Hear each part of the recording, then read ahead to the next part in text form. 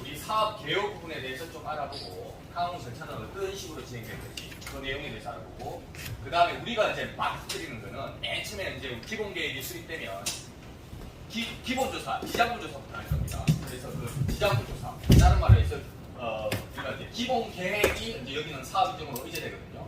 기본 계획이 수립되면은 기본조사를 할 건데 이 기본조사가 뭔지 이제 살펴보고 기본조사가 끝나면 이 친구들이 이제 보상계획 공고를 합니다. 이제 뭐 앞으로 이렇게 보상을 하겠다. 보상계획 공고서에 토지조서, 물건조서 첨부하고 이의신청해가지고 매매 대상을 특정시킨 다음에 그 다음에 보상계획 공고하면 보상금 산정에 관한 의견 수렴을 하기 위해서 보상협의회를 합니다. 보상협의회.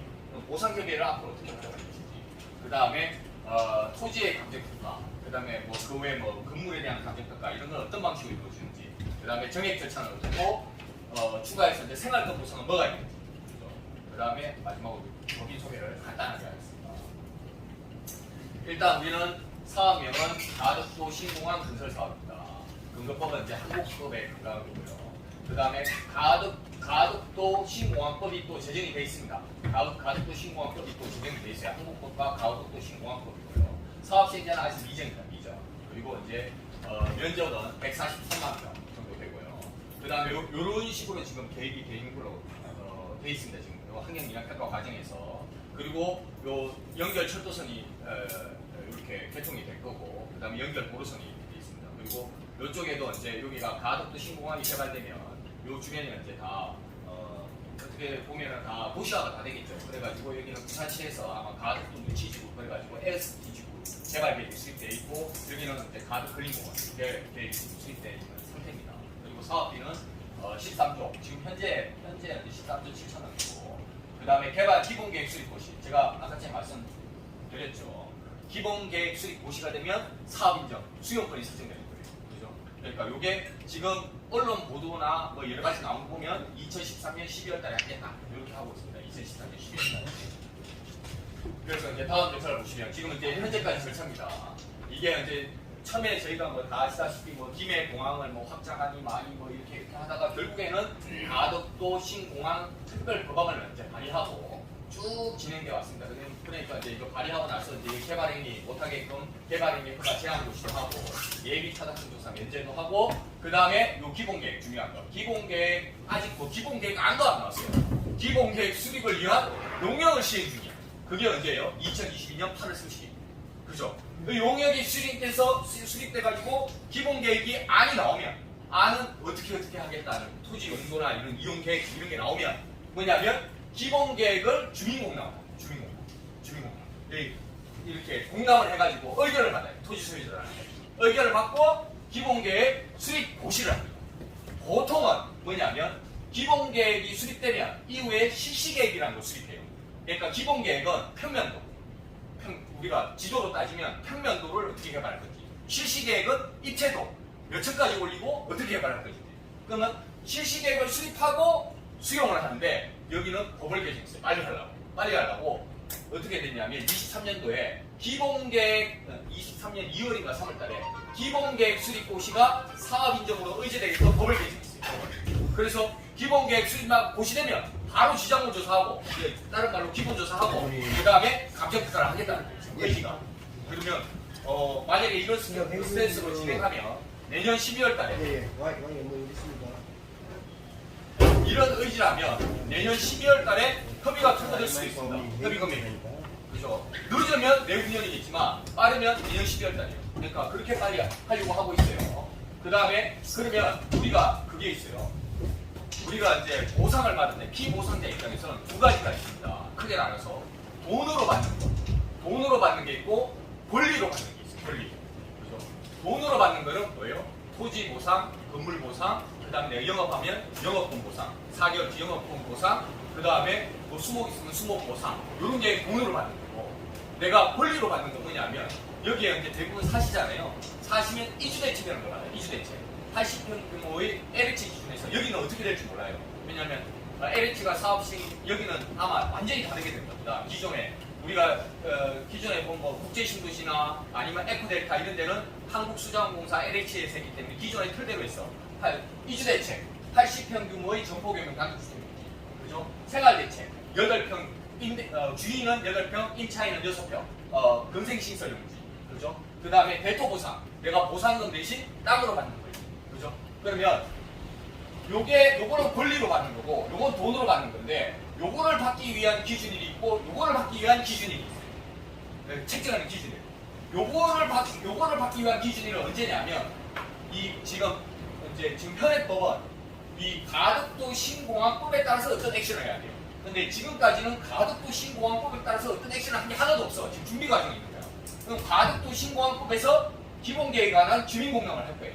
요 날이 될 거예요. 그럼 요 날도 지금 도래가 안 한 거예요. 지금 현재 우리는. 근데 빨리 진행하려고 하고 있어요. 그럼 만약에 제가 법대로 하면 그렇다는 거예요. 근데 요거를 요 날로 땡길 수도 있는데 하여튼 법대로 하면 요 날이에요. 그럼 요 날이 어떤 의미냐? 주민공납이 1년 이전부터 내가 여기에 거주를 해야지만 이주대책 대상자입니다. 요 날 1년 이전부터. 주민공납이 1년 이전부터 여기서 어업 활동하고 생계유지, 내가 생계를 유지하기 위한 일을 해야지만 생활대책 대상자가 돼요. 주민공납이 1년 이전부터 내가 땅을 소유하고 있어야지만 대토보상 자격이 부여돼요. 이해되시죠? 그 기준일은 요날 주민공납입니다. 아직도 안 돼 있습니다. 그 다음에 내가 돈으로 받는 거. 돈으로 받는 기준일은 기본계획 수립 50일인 요날입니다. 요날. 그러면 토지는 그럼 어떤 영향이냐? 기본계획이 만약에 얘네들 계획대로 23년 12월달에 나면 토지는 뭐예요? 공시지가를 기준으로 평가됩니다. 그럼 몇 년도 공시지가 평가돼요? 23년도. 우리가 실제 보상은 24년도에 하겠죠? 그죠? 24년도 12월달 하더라도 표준지 공시지가는 뭐예요? 표준지 공시지가는 23년도 표준지 공시지가를 기준으로 평가됩니다. 그죠? 23년도 표준지 공시지가의 지가 변동률, 가격 시점까지 지가 변동률을 곱해가지고 산정이 돼요. 그 다음에 지장금. 지금은 원칙적으로 예를 들면 내가 여 옆에다가 나무를 심어도 지금은 보상이 돼요. 그 기준이 언제예요? 기본계획 수립 고시일. 기본계획 수립 고시일 날 존재하는 물건을 보상하는 게 영업보상이에요. 그죠? 내가 지금 담장을 고쳤어요. 담장을 고치면 고친 담장대로 보상이 돼요. 왜냐면 기본계획 수립 고시일 기준이기 때문에. 그럼 기본계획 수립 고시한 날 이후로 내가 담장을 수선하거나 나무를 심으면 그 법에 보상 안 되도록 돼 있어요. 법에. 이해되시죠? 그러니까 아직 그 기준이 요구하니까. 그다음 영업보상. 내가 여기다가 횟집을 지금 차려도 영업보상 돼요. 왜냐하면 기준일이 이날이니까. 그죠? 이날이니까. 그런데 횟집을 요 날 이후로 차리면 보상이 안 돼요. 영업보상이. 이해되시죠? 네. 그러니까 그 기준일이 이렇다. 그 기준일도 아직 도래는 안 했지만 그런데 이렇게 사업을 빨리 진행할 수는 없지만 이거는 국가가 정책적으로 빨리 하려고 하고 있어요. 그 뒤에서 보시면 나옵니다. 뒤에 보면 보도자료 문제예요. 2023년 3월 14일 보도자료입니다. 2013년 국토교통부 보도자료 어떻게 돼 있어요? 조기 보상 착수. 통상 여기 돼 있잖아요. 기본계획 이후에 실시계획 이후 착수하는 보상을 그러니까 통상 실시계획 이후에 보상을 하는데 여기는 빨리 하려고 기본계획 수립 이후 보상 착수 가능하도록 편입토지 등에 대한 세목을 기본고시에 포함하여 공사 착수 시기를 1년 단축시키겠다. 그죠? 그래갖고 이렇게 보도하고 어떻게 해요? 이 3월달에 보도했죠? 가덕도 신공항 건설이라는 특별법 언제 신설했어요? 23년 4월 18일 원래 법 제정한 건지 1년도 안 됐어. 그러면 8조야. 근데 조항을 하나 더 만들었어. 8조에 2로 제정해놓고 어떻게 만들었어요? 법을 개정했어요. 기본계획 고시되면 강제 수용할 수 있다고. 이해되시죠? 그러니까 국가에서는 일단은 신속한 보상을 추진하는 의지가 엄청 강해요. 여기는. 그죠? 지금 기본계획 수립 용역이고 용역되면 바로 공람할 거예요. 공람하고 의견 한 몇 달 받고 그 다음에 기본계획 고시하고 바로 지장을 조사하겠다. 그러니까 그렇게 되면은 내년 초에 올해 만약에 기본계획 고시되면 내년 초에 이제 애들 나와가지고 이제 평가사들 나와서 이제 이게 눈에 보이는 물건을 조사하는 거니까 이제 토지, 건물 이런 데 조사하는 그걸 기본조사라고 합니다. 지장조사. 네, 이런 지금 현재 상황은 이렇습니다. 그래서 이제 우리가 빨리 대응을 해야 됩니다. 빨리 대응을 해야 돼서 그리고 이제 일정 개간인데 이제 뒤에 이제 나오는데 여기 보면 기준이 아직 주민공납일도 없어요. 1년 이전에 이주자 택지, 이주자 주택, 생활대책, 협의자 택지, 협의자 주택, 대토보상 이런 게 있죠. 뒤에 또 설명이 있습니다. 당일은 이주정착금, 주거이전비, 주택의 특별근거, 그 다음에 그런 게 있고, 요거 이제 기본계획 고시, 기본계획 주민공납일, 기본계획 고시, 이때 이제 재산권 보상 기준이 되고, 보통은 이제 이런 식으로 절차가 진행되는데, 이건 나중에 한번 보시고요. 이제 우리가 막닥뜨리는 거, 기본계획 고시가 됐어요. 만약에 기본계획 고시 올해 요 기본계획 고시가 되면 일단 이 사업을 위한 사업단이 구성됩니다. 사업단체가 구성이 돼요. 지금은 없고 단장이 구성되고 뭐 가덕도 신공항 건설 단장 뭐 이렇게 해가지고 그 밑에 이제 부장들 차장들 쫙 해갖고 이제 팀원들 딱 조성이 되겠죠. 그럼 그네들이 이제 보상 설명회를 하겠죠. 내년 초에 앞으로 이렇게 보상하겠습니다. 왜냐면 주민들의 그 뭐냐면 호응이 있어야 기본조사를 하는 거죠. 그죠? 그리고 이 기본조사는 뭐냐면 매매 대상을 특정하는 겁니다. 매매. 내가 앞으로 어떻게 보면은 이 사업 시행자가 여기에 있는 토지와 건물을 사가지고 여기다가 뭐요? 공항을 건설하는 거잖아요. 그러면 매수인은 사업 시행자고 우리는 매도인이잖아요. 그 매매 목적물을 특정하는 거고, 요거는 일단은 얘네들은 사업인정 고시일 기준 눈에 보이는 걸 보상하는 거기 때문에, 그죠? 사업인정 고시일 기준에서 기본계획 고시, 요 사업인정 고시가 다른 말로 기본계획 고시입니다. 기본계획 고시일 기준에서 여기에 전체 항공사진을 같이 있습니다. 그래서 만약에 그 항공사진에 없는 게 나중에 있다. 그러면 그건 보상을 안 해주겠다. 그죠? 그러니까 뭐 기본계획 고시되고 나서 뭐 설치할 필요 없어. 외부에는. 뭐 건물 안에는 없는 건 눈에 안 보이니까 상관없는데 건물 밖에 있는 거는 다 체크해요. 얘네들이. 그래서 항공사진 싣고 그 다음에 여기 그 강서구 토지 출입 허가를 받습니다. 토지 출입 허가. 그래서 토지 출입 허가라는 거는 뭐냐면 이 지자물 조사하기 위한 첫 번째 절차예요. 요걸 받고 나서 청량조사예요. 청량조사. 이 청량조사가 지자물조사고 이 청량조사한 결과를 조서로 작성하는데 이게 토지조사하고 물건조사. 토지조사하고 물건조사.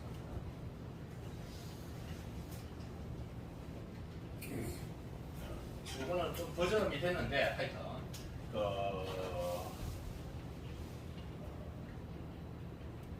그 현실성 있게 하기 위해서 제가 카톡으로 나중에 PPT잖아요. 그게 훨씬 더 재밌거든요. 이게 좀 어려울 수 있어가지고 제가 더 쉽게 푸는 게 있어요. 이걸로 해보려고. 일단은 요 기본조사를 하는데 사업은 아무리 얘네들이 이 친구들이 빨리 하려고 그래도 기본조사가 안 되면 그 다음 절차를 진행할 수가 없어요. 왜냐하면 기본조사가 돼야지만 요 기본조사가 완료돼야지만 보상계획 공고를 이 보상계획 공고는 기본조사 결과를 알려주는 거예요. 알려주고 이 보상계획 공고서는 4장. 보상하겠다는 보상 공고문 첫 번째 장, 두 번째 장은 토지조서. 아까 제가 토지조서 물건조서 쓴다고 했잖아요. 토지조서. 세 번째 장은 물건조서. 그 다음에 여기에 이 있으면 이 신청하는 거. 그러니까 우리 법은 어떻게 됐냐면 매수인이 자기가 살 땅과 건물, 토지, 지작물을 특정을 해서 매도인한테 물어봅니다. 이게 빠진 거 있는지. 그죠? 빠지는 게 물어보고 내가 이의 신청 14일간 받거든요. 14일간 이의 신청을 받아서 이의 없다. 그러면은 그걸 매매 목적으로 특정하고 감정평가를 의뢰하는 이런 시스템입니다. 시스템 자체가. 그죠? 그리고 요 지작물 조사를 하는데 이거는 일단은 막아야 돼. 이게 가장 강력해요. 그리고 이게 가장 강력한 마커. 이걸 막아버리면 사업을 진행을 못해요. 그리고 이렇게 주민들이 깨끗이로 몰려있는 데는 이 주민들의 협조성 빼낼 수가 없어요. 빼낼 수가 없어요. 그죠? 빼낼 수가 없어요. 이건 어떻게 일일이 다 소송해서 빼내겠어요. 빼낼 수가 없어요. 그러니까 그만큼 이제 우리가 마을이 이제 두 개가 있잖아요. 대학이랑 이쪽 반대쪽이랑 이렇게 있는데 하여튼 단합이 중요합니다. 단합이 중요하고 그 단합을 통해서 뭐 금액을 높이는 거야. 어차피 평가사들이 하는 게 있지만 그것보다는 생활 대책을 어떻게 할 거냐. 그게 진짜 중요합니다. 그래서 일단은 나중에 이제 협조하게 되면 또 이제 그런 경우가 있어. 이런 거 가지고 이제 영업하러 오는 애들이 있어요. 요거를 대신해 주면서 200만 원, 300만 원 받는다고 영업해 오는 애들이 있어요. 근데 그거는 이제 우리가 이제 나중에는 언젠가는 열어줘야겠죠. 열어주기로 여기 딱 하면 요거를 누가 하냐면 옛날에는 사업 시행자가 알바생 써서 했는데 요즘은 누가 하냐면 평가사들이에요. 평가사들. 이 지자물 조사도 평가만 평가사들이 하는 게 아니고. 얘네들이 요걸 미수다 계약을 체결해서 입찰을 붙여가지고 감정평가사들이 하기 때문에 얘네들이 훨씬 전문가예요. 훨씬 전문가고 한번 보세요. 내가 이거 돈 주고 지금 이거 면적을 재요. 돈 주고 면적을 재는데 이게 만약에 25평인데 이걸 26평이라고 조사할 수 있어요? 못해요. 내가 조사할 때. 그죠? 근데 이 사업 시행자 입장에서는 여기가 뭐 보상금이 만약에 토지 보상금, 지자물 보상금이 만약에 뭐 쉽게 예를 들어서 1조다. 그래서 합쳐서 1조다. 그러면은 토지 보상금은 그 지자물 보상금은 그 안에 5%에서 10%도 안 돼요. 그렇기 때문에 기본적으로 후회해요. 지자물 보상. 그러면 사업 시행자가 후하게 주려면 뭘 해야 돼요? 면적을 넓게 하거나 가격을 높게 해줘야 되잖아요. 그죠? 근데 내가 미리 조사해보면 면적을 넓게 할 수가 없어. 그죠? 그게 잘못되면 쓰레기가 되버리니까. 그죠? 그러니까 절대 돈 주고 미리 할 필요 없다. 그리고 얘네들이 만약에 우리가 이걸 10평으로 조사해 놓으면 얘네들은 그냥 그 10평 이렇게 재요. 근데 얘네들은 10평 이렇게 조사를 안 해요. 보통 그렇게 조사해요. 그러니까 제 경험상 이 거부했다가 조사하면 엄청나게 후하게 주더라고요. 그 다음에 뭐 인심은 후하다. 그리고 만약에 진짜 불안하다 이러면은 가장 좋은 거는 대책위에서 물론 이제 우리 지주들한테 회비도 받아야겠죠. 회비 받은 대가를 해줘야 될 거 아니야. 그러면 요 조사할 때 옆에 평가사들 일이 다 오라 그래가지고 조사하는 평가사들 오라 그래가지고 팀이 뭐 니네 세 팀으로 조사한다 이러면은 대책위원들 한 명씩 옆에 붙어가지고 훈수 주면 돼요. 훈수 주면 뭐 물론 촬영하고 있지만 막 나무 10그루가 뭐 15그루 되고 여기 다 그렇게 돼요. 그러니까 이 지상물 조사. 그죠? 근데 이걸 미리 조사할 필요는 절대 없다. 오히려 우리가 가진 무기를 포기하는 거예요. 그 다음에 이의 신청이 필요한 거는 이걸 저희가 무상으로 다 해줘요. 이의 신청. 뭐 빠지거나 누락되거나. 근데 이거는 우리가 이 사업에 협조하기로 결정나고 나서 하는 거고 그 전에는 무조건 요구를. 그래서 이렇게 조사가 다 되면 얘네들이 보상계획 공고를 합니다. 보상계획 공고할 때 보상계획 공고문 물건 조서를 첨부하고 말미에 이의 신청서를 첨부하고 그다음에 보상 대상을 특정한 다음에 감정인한테 끌어냅니다. 감정인한테. 그러면은 토지조서 이건 나중에 알아도 되는데 토지조서는 뭐냐? 이렇게 조사하는 거예요. 이렇게 조사하는데 내 토지가 전이에요. 전인데 전 1000제곱미터인데 전 900제곱미터, 국어 100제곱미터 이렇게 조사되면 이 현황이 중요해요. 현실적 이용상. 이렇게 조사되면 뭐예요? 100제곱미터, 900제곱미터, 1000제곱미터 중에 900제곱미터는 전으로 평가하고 나머지 100제곱미터는 뭐예요? 국어로 평가하는 거예요. 그죠? 이걸 누가 결정한다는 거예요? 이거를 사업시행자가 결정합니다. 그죠? 뭐 앞에 보시면 이 조서는 매매 대상은 사업시행자가 특정하고 그러면 요 조서된 대로 요 단가를 내는 건 감정평가사가 아니에요. 그러면 감정평가사는 전이 만약에 300이다. 그럼 300만 원. 그럼 요게 300이면 국어는 100만 원 조사. 100만 원. 그죠? 국어는 3분의 1이니까. 그러면 내 입장에서 뭘 주의해야 돼? 이렇게 조사되는 걸 주의하면 돼요. 근데 아마 여기는 이렇게 조사 안 할 거예요. LH는 다 일일이 다 측량해갖고 이 도로에 물리면 도로로 조사하고 이래갖고 막 상분을 주고 이러거든요. 근데 이것도 내가 어떻게 협상하느냐 문제야. 근데 여기는 워낙에 땅이 사업 13조 사업 규모에 비해서 보상액이 차지하는 게 얼마?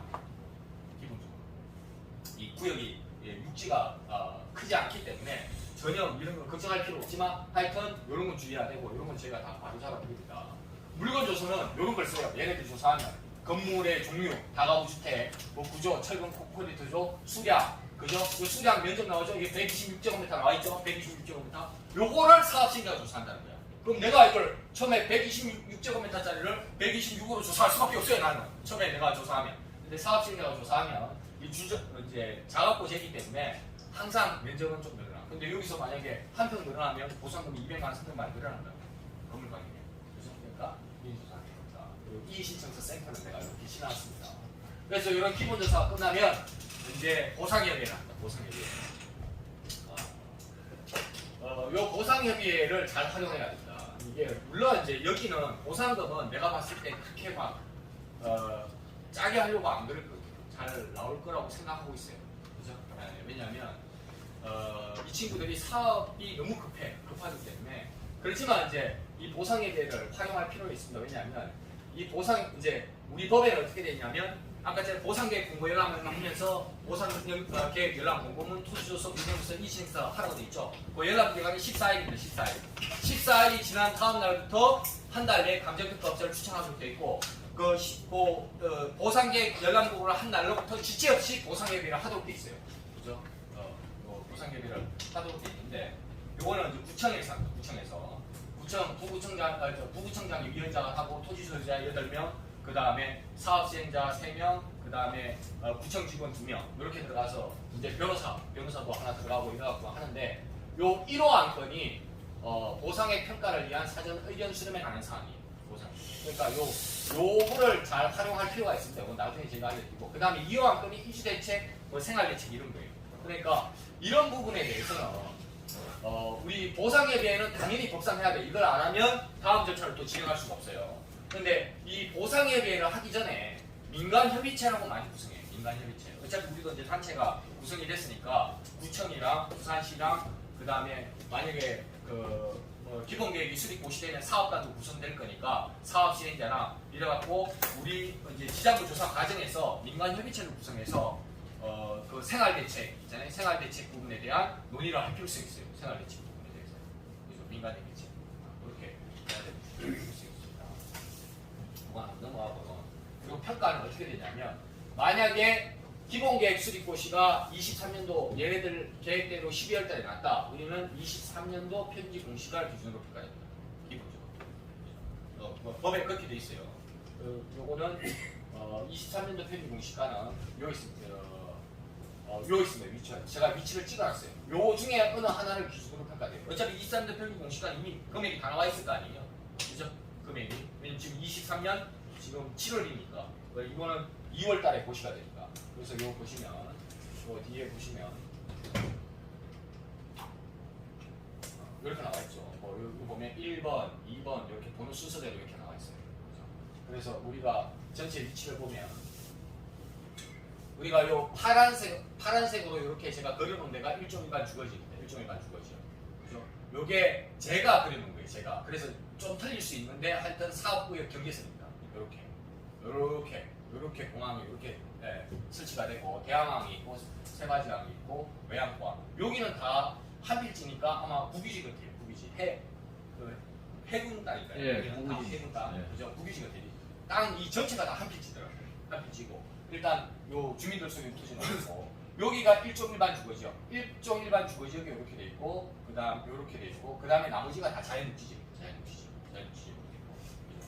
우리는 개발자국이 아니라서 다행이에요. 그래서 일종 일반 주거지역 표준지가 8개 있어요. 8개. 요 대학로 272번지부터 쭉 해갖고 주상용 단독주택, 주상용 단독주택, 주거나지 이렇게 해갖고 8개가 있고 그 다음에 자연녹지지역 표준지가 대지 2개, 용지가 이렇게 돼 있고 그 다음에 임야가 이렇게 있어요.